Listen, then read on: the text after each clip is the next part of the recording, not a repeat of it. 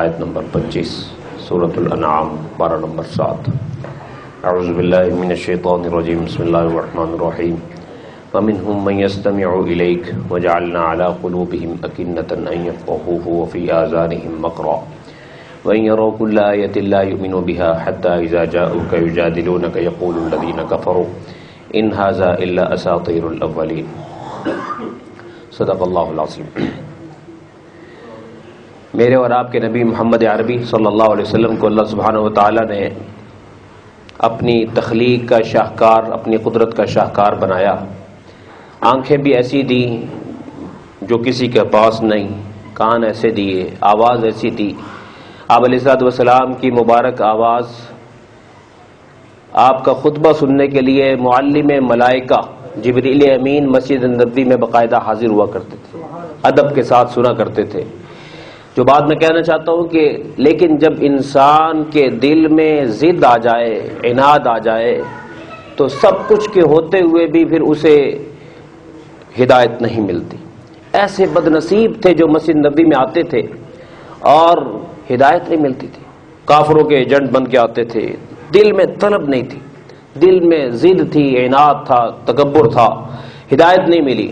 قرآن مجید انہی کا ذکر کر رہا ہے کہ وَمِنْهُمْ مَنْ يَسْتَمِعُ إِلَيْكَ، ان میں سے بعض ایسے ہیں جو آپ کی طرف کان لگاتے ہیں، آپ کی مبارک آواز کو سنتے ہیں، لیکن دل تک وہ نہیں جاتی۔ وَجَعَلْنَا عَلَىٰ قُلُوبِهِمْ أَكِنَّةً، ہم نے ان کے دلوں پر پردے ڈال رکھے، أَن يَفْقَهُوهُ کہ اس کو سمجھ نہیں سکتے، وَفِي آذَانِهِمْ وَقْرًا اور ان کے کانوں میں بوجھ ہے، گرانی ہے۔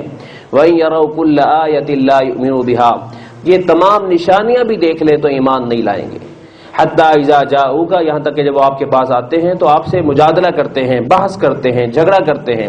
یقول الذین کفروا ان ھذا الا اساطیر الاولین، تو کافر کہتے ہیں یہ تو پہلے لوگوں کے واقعات ہیں، ہم اس کو نہیں مانتے، آپ کوئی نئی بات ہمیں سنائیں۔ مکہ بیت اللہ شریف کے اندر رات کے وقت میں ابو جہل، ابو سفیان، ولید بن مغیرہ، عتبہ، شیبہ، ان کو رات کو نیند نہیں آتی تھی۔ یہ رات کو نا چھپ چھپ کے آتے تھے اور خانہ کعبہ کے قریب جا کے نا چھپ کر بیٹھ جاتے تھے اور رسول اللہ صلی اللہ علیہ وسلم کی تلاوت کو سنا کرتے تھے۔ اور کئی دفعہ ایسا ہوا کہ علامہ جلال الدین سیوطی رحمۃ اللہ علیہ نے خصائص الکبریٰ میں نقل کیا کہ جب صبح کے وقت میں جب آپ علیہ السلام فارغ ہو کے جانے لگتے تو یہ پھر چھپ کر نکلتے، تو بعد میں راستے میں اکٹھے ہو جاتے اور اس سے پوچھتے وہ تو کدھر آیا ہوا تھا، تو کدھر آیا ہوا تھا؟ بس وہ ٹال مٹول کرتے اور اپنے آپ سے کہتے آئندہ نہیں ایسی غلطی کرنی۔ کئی پھر پھنس گئے، پھر دل کہہ رہا ہے کہ سچ ہے لیکن ضد ہے، عناد ہے۔ ابو جہل سے پوچھا گیا کہ آپ ان کو سچا نہیں مانتے؟ کہتے مانتا ہوں۔ وجہ کیا ہے؟ کہتے ہمارا اور ان کا قبیلہ برابر کا ہے، انہوں نے بیت اللہ کی خدمتیں کی، ہم نے بھی کی، انہوں نے سخاوتیں کی، ہم نے بھی کی، بنو عبد مناف نے۔ تو اب آ کر انہوں نے نبوت کا دعویٰ کر دیا ہے، ہم وہ تو نہیں کر سکتے نا اب، لیکن اب ہم مانیں گے بھی نہیں، ہماری عزت خراب ہوتی ہے، ہم کوئی کم ہے کسی سے۔ آج ہم بھی خاندانی معاملات میں آ کے کتنے ہی بندے اپنی انا، اپنی ناجائز ناک ضد، اس کی وجہ کہتے نہیں میں نہیں مان سکتا۔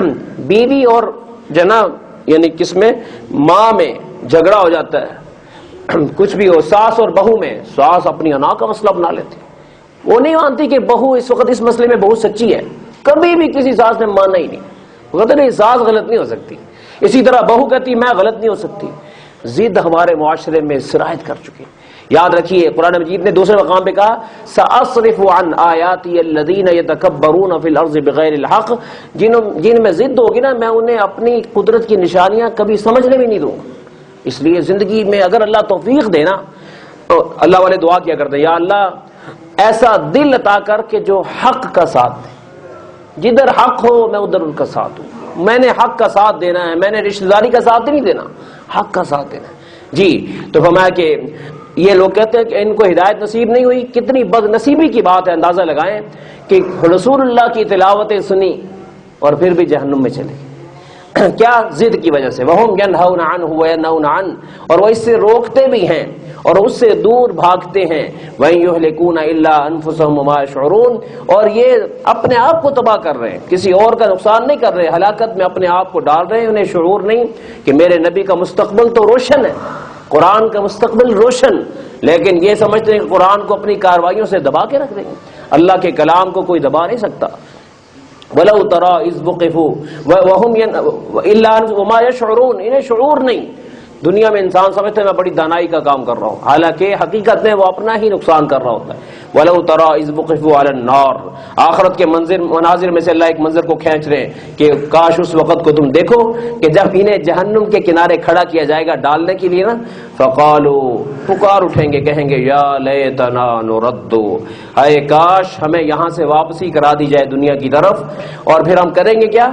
وَلَا نُكَذِّبَ بِآيَاتِ رَبِّنَا، اب ہم دنیا میں جا کر اپنے رب کی آیات کو نہیں جھٹلائیں گے. وَنَكُونَ مِنَ الْمُؤْمِنِينَ، اور ہم پکے مومن بن جائیں گے.